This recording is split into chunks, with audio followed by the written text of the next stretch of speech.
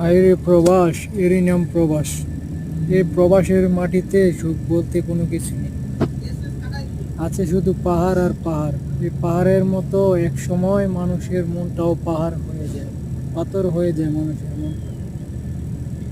হায়রে প্রবাস, প্রবাস অনেককেই অনেক কিছু দেয়, আবার অনেককে অনেকের কাছ থেকে অনেক কিছুই কেড়ে নেয়। এরই নাম হলো প্রবাস।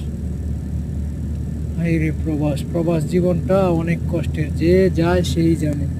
প্রবাসের মাটিতে এই পাথরের দেশে মানুষের মনটাও এক সময় পাথর হয়ে যায়।